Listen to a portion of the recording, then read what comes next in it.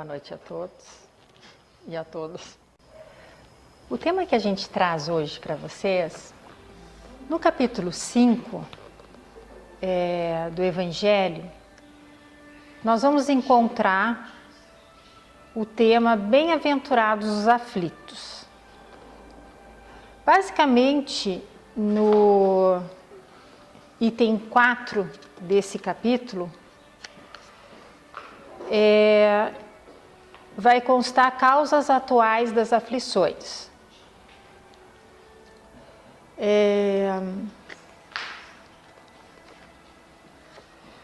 No início desse item, ele traz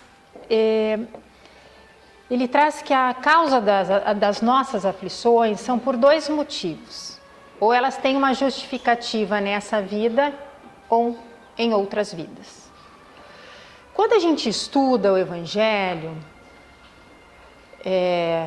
geralmente, a gente acaba ouvindo aquilo que a gente quer ouvir, né? Dificilmente a gente aprofunda o Evangelho para entender o que ele quer dizer com isso, né? Isso significa que muitas vezes, quando a gente lê esse capítulo, a gente vai se prender que as nossas aflições não têm um motivo na vida atual. Porque a gente não consegue explicar quando a gente está no furacão. Aí o que acontece? Vem o Espiritismo e nos diz, a causa de você, se não tem uma justificativa aqui, é de outra vida. E a gente se esconde nessa justificativa para não olhar quais são as nossas aflições atuais. Né? Por quê? Porque vida passada, como é que eu vou resolver? As aflições de agora eu posso resolver, mas as da vida passada, que eu nem sei o que foi que eu fiz, como é que eu resolvo? Não é verdade? Então, é bem comum no meio espírita a gente encontrar pessoas com vários conflitos emocionais, justificando que seus conflitos, foi causas de outra vida. Só que o Evangelho, no item 4, ele é bem claro. Existem causas atuais das aflições.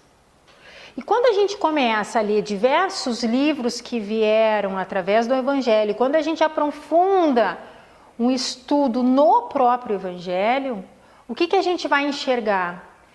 Que os mentores espirituais, os nossos guias, têm falado constantemente que os nossos problemas atuais é que justificam as coisas que a gente vem passando.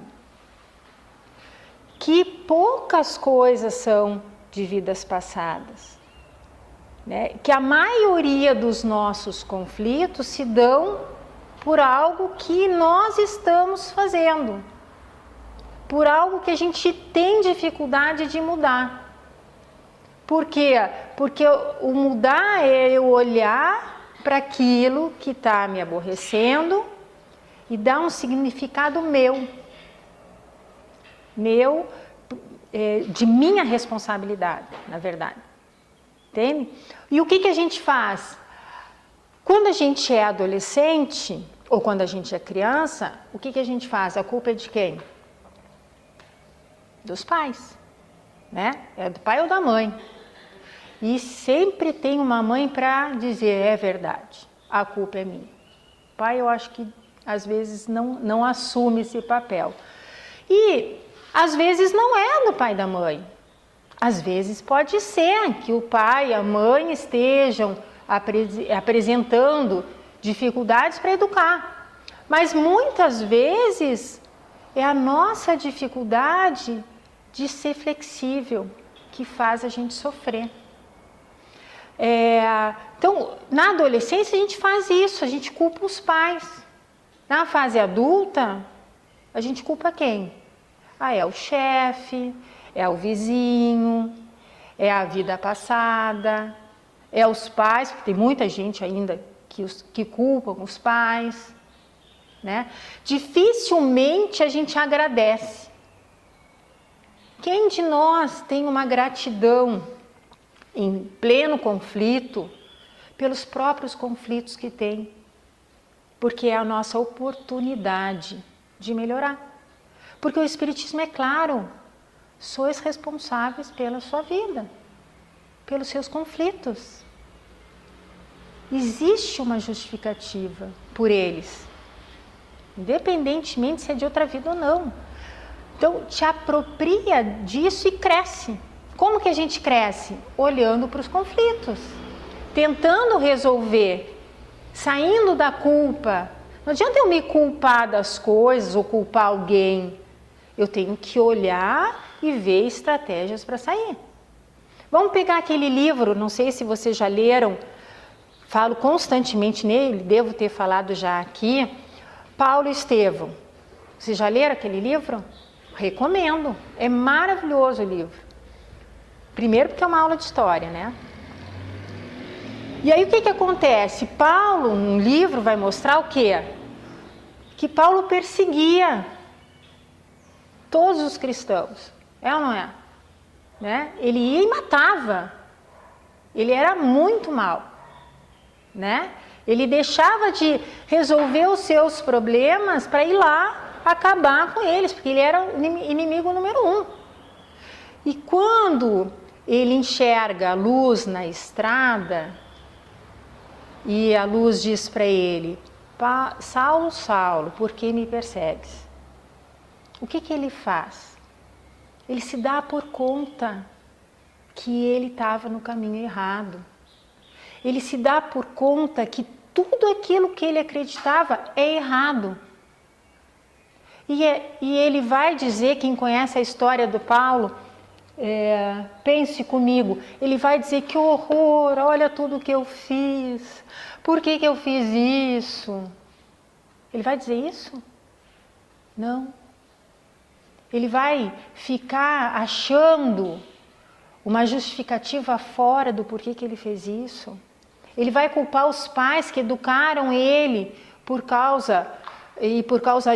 educaram ele numa determinada teoria e por causa disso ele perseguia? Não. Ele simplesmente pergunta, que queres que eu faça? Porque ele se dá por conta do erro e disse, bom, o que eu vou fazer daqui para frente agora? Então, essa é a postura que o Espiritismo ensina para nós. Independentemente do que fomos numa vida passada. Todo mundo sabe que alguma coisa errada a gente fez, e muita coisa errada a gente fez. Mas o Espiritismo vem e diz assim, esquece. Deus é misericordioso. O que é misericordioso? Deus não liga para isso. Espera, vai trabalhando, vai evoluindo, vai crescendo. Mas para de te colocar como vítima da situação. Assume, levanta. Não adianta a gente ficar chorando como uma criança que cai esperneando que alguém venha e nos levante. Tem que vir a escolha de dentro. Se a gente não escolher internamente sair dos nossos problemas, ninguém nos tira. Não existe psiquiatra, psicólogo na face da terra que possa ajudar vocês. Se vocês não tiverem uma escolha interna para mudar. Não existe centro espírita nenhum que vai tirar a dor de vocês. Se vocês não se propuserem a olhar essa dor e ver o que é que essa dor está me dizendo. Porque ela está me dizendo o quê? Eu estou no caminho errado. Não é por aí que eu tenho que ir. Então eu tenho que fazer a pergunta que Paulo fez. O que queres que eu faça? E essa pergunta é interna, porque Deus está dentro da gente hoje. Nós precisamos nos voltar para dentro e pensar o que eu preciso modificar na minha vida? Que valor eu estou dando para as coisas, para as pessoas? Porque talvez isso seja a justificativa. Então, quando ele fala das causas atuais das aflições, ele está nos mostrando que a maioria dos nossos problemas tem solução.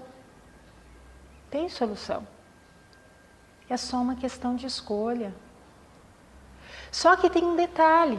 No Evangelho, mais adiante, ainda nesse capítulo, se não me engano, ainda nesse capítulo, a gente vê a frase assim: a felicidade não é deste mundo. E aí? Então eu não vou ser feliz? Então eu vim para sofrer? A felicidade não é desse mundo? Só que a gente não aprofunda a leitura, porque se a gente aprofundar a leitura, não é isso que o Evangelho está nos dizendo. Vamos pensar assim: quem de vocês aqui não ama um familiar? Um só. Tem alguém que vocês amem? Um só, pelo menos. Tem. Concordam? Ou todo mundo odeia seus familiares? Não, né? Pelo menos um salva, não salva? Então tá, vocês amam. Pois no Evangelho ele vai nos dizer que a gente não conhece o amor. Isso ele fala, a lei do amor. Por quê? Porque a gente ainda não tem condições de entender o que é o amor. Porque a gente vê, por exemplo, que Deus pune. Deus não pune. Deus é amor. Deus não pune ninguém. Mas a gente ainda guarda resquícios de coisas vividas passadas que nos ensinam que não, que Ele vai nos castigar. E a gente sente de culpa. E aí a gente entorna o caldo. Então, a gente ainda tem muito para caminhar, mas não dá para dizer que a gente não ama. A gente não compreende a grandeza do amor. O que é de fato o amor? Certo? Muito bem, a felicidade é a mesma coisa. Quando ele diz que a felicidade não é desse mundo, ele está nos dizendo o quê? Que a verdadeira felicidade nós só vamos compreender quando a gente evoluir. Porque tem muitas coisas que acontecem na nossa vida que a gente precisa resolver antes. Mas não quer dizer que eu não possa ser feliz. Eu sou uma pessoa feliz. Eu vivo feliz. Eu tenho uma vida feliz. Agora, dá para ser feliz totalmente quando a gente vê no noticiário as pessoas morrendo? Alguém ficou feliz vendo aquele avião que morreu um monte de gente? Não dá. A gente o tempo inteiro tem que lidar com a diversidade. Agora, eu posso ser feliz mesmo com a diversidade. Se eu tiver uma atitude proativa, se eu tiver uma atitude de querer buscar sempre o melhor dentro de mim. E, obviamente, se eu busco dentro de mim, eu vou buscar fora também. Né? Então, as causas atuais, elas são fáceis de resolver na medida em que eu me permito sofrer. Porque só uma pessoa que sabe sofrer é que consegue ser feliz. Se eu estou triste, eu tenho que chorar. Eu tenho que sofrer naquele momento. Então eu vou me permitir sentar e chorar. Se eu perdi... Eu vi um vídeo hoje na internet, uma palestra, na verdade. Hoje? Acho que foi hoje. Que ele deu um exemplo bem interessante, que um psiquiatra que a senhora chegou e disse: eu vim aqui porque eu não paro de chorar. E ele disse: tá, mas e por que você chora tanto? E ela disse: porque eu perdi meu filho semana passada. Sim. E aí ele respondeu: eu estaria desesperado? Aí acho que parece que foi acidente, alguma coisa assim. E aí ele disse: e se eu estivesse no teu lugar, eu estaria desesperado? Sim. Se a gente perder alguém da família, é óbvio que a gente vai ficar desesperado, principalmente se for de uma forma muito sem explicação. Por quê? Porque é natural, a gente fica desamparado, a nossa criança interna se sente doída. E agora o que vai ser da minha vida? Porque a gente ainda é muito ligado à terra. A gente ainda é muito preso às coisas daqui. A nossa felicidade, ela está estritamente ligada às coisas daqui. Quando a gente amplia a consciência e a gente começa a ver que aqui é só um lugar de passagem, muitos desses conflitos diminuem, mas diminuem. Por que diminuem? Porque a gente não tem ainda uma evolução para entender tudo. Então a gente tem os nossos conflitos, as nossas inseguranças, as nossas dificuldades que precisam ser trabalhadas. E dificilmente nós vamos sair dificilmente não, a gente não vai sair daqui resolvendo tudo. A gente vai sair com conflito. Por quê? Porque nós estamos num processo evolutivo. Então não adianta eu querer correr se eu não aprendi a caminhar. Eu tenho que começar a caminhar lentamente. Isso significa que eu tenho que pôr palavras nos meus sentimentos. Como que são essas palavras? De qualquer maneira. Vai ser num consultório psicológico, vai ser numa obra de arte, vai ser em qualquer coisa que vocês queiram. Mas tem que pôr palavras, vai ser escrevendo. Tem gente que escreve maravilhas na dor. Por quê? Porque põe palavras naquilo que angustia. Então, nós temos que fazer um movimento. Temos que tornar a ação as nossas dificuldades. E parar de achar justificativas fora para ela. Se os pais foram terríveis, e a gente sabe que tem muito pai e muita mãe que são horrorosos, que a gente tem que agradecer porque eles nos botaram no mundo. Mas a atitude deles foi insuportável para a nossa existência? Foi. Mas o que a gente pode fazer com isso? Existe solução. Se a gente tornar isso um trabalho, tornar isso um crescimento. Porque é nesse movimento que a gente vai se construindo. Uma vez eu já disse aqui que a gente não precisa crescer pela dor, a gente pode crescer pelo amor. Esses dias eu li num livro, se não me engano era do Divaldo, não lembro se era do Divaldo ou do Chico, em que ele comentava algo assim, que a gente pode crescer pelo amor, não pela dor. Mas, para crescer pelo amor, o que a gente precisa fazer? Caridade. A gente precisa viver o Evangelho. E o Evangelho vai nos dizer o quê? Precisamos abdicar do nosso egoísmo, do nosso orgulho e ajudar as pessoas que estão à nossa volta. E quem são as pessoas que estão à nossa volta? Em primeiro lugar, nossos familiares. Não adianta eu vir na casa espírita e fazer um trabalho grandioso, de caridade, se eu não sou capaz de dar uma atenção para as pessoas que estão na nossa casa, para as pessoas que estão ali diariamente com a gente, nos ensinando a lidar com a diversidade.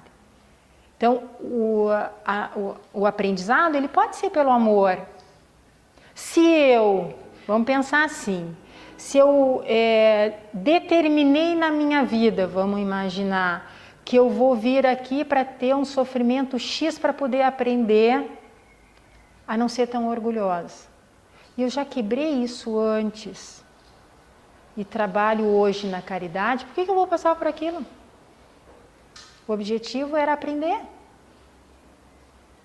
Mas é claro que a gente não faz isso. A gente não usa as armas que a gente tem para o crescimento, para ser feliz. A gente está sempre julgando o tempo inteiro as pessoas que estão na sua volta. A gente está sendo o carrasco de nós mesmos, porque a gente está nos julgando. A gente não está crescendo com as dificuldades, com as pessoas que estão nos oportunizando crescer. A gente está cada vez mais nos afundando. Por que existem tantos casos de depressão? Porque a pessoa se nega a olhar para dentro, na maioria das vezes. Algumas não, mas na maioria das vezes. E tornar isso, essa dor um movimento, essa dor em palavras. O que me angustia? O que eu criei? Né? Porque, pegando essa passagem do Paulo, o que a gente enxerga? Isso nos mostra algo que a gente faz constantemente e não se dá por conta. Porque a gente tem as nossas teorias e a gente segue as nossas crenças religiosamente. E aí, de repente, vem uma situação e tira o véu do nosso rosto. E a gente enxerga de outra maneira. Né? Por quê? Porque a verdade muda com o tempo. Né? Quer dizer, quantas coisas que a gente brigou, que a gente foi lá, segurou uma bandeira, não, tem que ser assim, assim, assim, e hoje a gente vê que é diferente. Que poderia ter sido de outra maneira. Não é verdade? Então, esse movimento é difícil de lidar. Eu sei que é difícil, porque a vida é muito instável. E aí, como é que eu controlo isso? Não controla. Ninguém consegue controlar nada. Né? A sanidade, ela se dá pelo descontrole, não é pelo controle. Quanto mais eu relaxo e vejo o movimento que tem à minha volta, mais fácil é de eu lidar com os meus conflitos. Mais fácil é de eu resolver as minhas questões. Mas a gente fica sempre para fora. Né? O que é que vocês esperam de mim? O que mais a gente vê. O que a sociedade espera de mim? Eu não pergunto o que eu espero de mim. O que eu espero fazer nessa existência? Essa pergunta eu vou fazer quando eu morrer. Que aí eu vou olhar e vou dizer assim, o que eu fiz da minha existência? Então tem algo que está truncado. Que é isso que o Evangelho fala quando ele diz que as causas atuais das aflições a gente tem que perceber. Quando ele diz que a felicidade não é deste mundo. Porque não é um carro bom, um celular bom, não é ter roupas de marca que vão dar a felicidade. Mas é o que eu puder construir internamente. É aquilo que eu me desafiar a mudar. É isso que vai fazer eu ser feliz. É isso que vai me trazer a transformação. Não é o que vocês pensam de mim ou deixam de pensar que vai fazer diferença na minha vida. Mas é o que eu penso, o que eu faço. Porque eu projeto em vocês muito do que eu penso. E se eu sou um carrasco para mim mesmo, eu vou projetar que as pessoas me cobram o tempo inteiro. E aí eu não vou andar. Porque aí vem a culpa, vem a autoexigência e a gente fica patinando no mesmo lugar. Tem um conto que eu acho bem legal passar para vocês. Que é assim.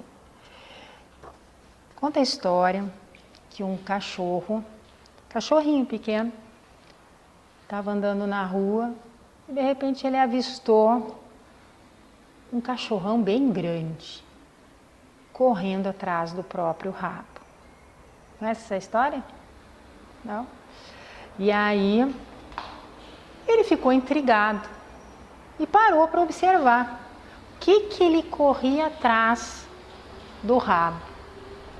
E ele via e achava engraçado que o cachorro, o grande, ele cansava e de tanto correr atrás do rabo, ele ficava tonto e caía. Mas levantava e continuava correndo atrás do rabo. Aí, quando o cachorro ficou exausto, que viu que ele deu uma brecha, o cachorrinho perguntou para ele, o que você está fazendo? E ele disse, eu estou correndo atrás do meu rabo, porque eu fiquei sabendo que a felicidade do cachorro está no rabo. Então eu estou correndo atrás do rabo. E o cachorrinho disse para ele, não faça isso. Faça que nem eu. Ande. Se divirta. Porque na medida que tu andar, a felicidade vem atrás. é isso. É muito simples. É a gente andar, a gente viver, a gente curtir. É cair no chão e levantar. E a felicidade vem atrás, não precisa procurar. Não precisa procurar nenhum problemas, eles vêm tranquilamente. Né? Eu brinco que a gente tem que tomar muito cuidado com aquilo que a gente pede, porque pode se realizar. Se for numa casa espírita, esqueça, vai se realizar. Que é uma coisa de louco. A gente pede aqui, no outro dia estamos batendo na porta. Né? Por quê? Porque o guia de vocês está ouvindo. Vocês querem pedir? Peçam direitinho, mas peçam. Porque eles vão mostrar. Ele vai dar um jeito de mostrar. Né? Se vocês querem fazer caridade e não sabem como, pode pedir. Não dou uma semana para vocês acharem algo para fazer. Agora, se vocês pedirem tristeza, fiquem tranquilos, vai vir também. Por quê? Porque a gente está aqui para aprender. O que é o nosso guia? É alguém que está servindo para nos orientar, para nos ajudar a crescer e a aprender. Nós estamos pedindo sofrimento? Ele vai deixar? Não. É isso que a gente está pedindo? Então, é simples assim, a gente precisa caminhar. E na medida em que a gente caminha, a gente vai se sentindo fortalecido. As pessoas vão se aproximando de nós e vão nos fortalecendo no seu afeto, se a gente se abrir para elas. Então, por hoje é só. Tenham todos e todas uma semana de muita paz e muito amor.